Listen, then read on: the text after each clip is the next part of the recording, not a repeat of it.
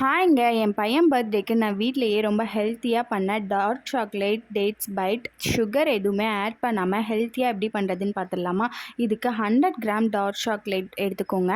அதை நல்லா குட்டி குட்டியா சாப் பண்ணிவிட்டு ஒரு பவுலுக்கு மாற்றிட்டு டபுள் பாயிலிங் மெத்தடில் இதை மெல்ட் பண்ணி எடுத்துக்கோங்க. ஒரு 5 மினிட்ஸ் வச்சிங்கன்னா நல்லா மெல்ட் ஆகிடுங்க.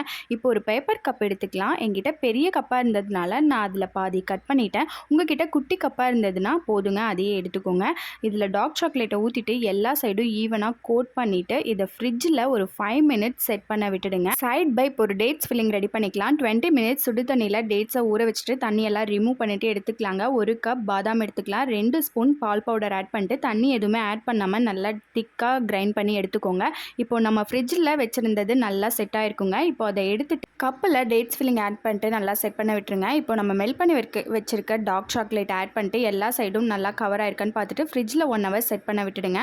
1 ஹவருக்கு அப்புறமா எடுத்துகிட்டு கப்பை ரிமூவ் பண்ணிவிட்டு நீங்கள் எடுத்திங்கன்னா அழகாக எடுக்க வருங்க. அவ்வளோதாங்க. இது மேலே நம்ம க்ரஷ் பண்ண பிஸ்தா எந்த நட்ஸ் வேணால் ஆட் பண்ணிட்டு நீங்கள் இதை சர்வ் பண்ணிங்கன்னா சூப்பர் அண்ட் ஹெல்த்தியான ஃபஜ்ஜி பைட் ரெடி. இந்த ரெசிபியை மிஸ் பண்ணாமல் உங்கள் குழந்தைங்களுக்கு இப்போவே செஞ்சு கொடுங்க.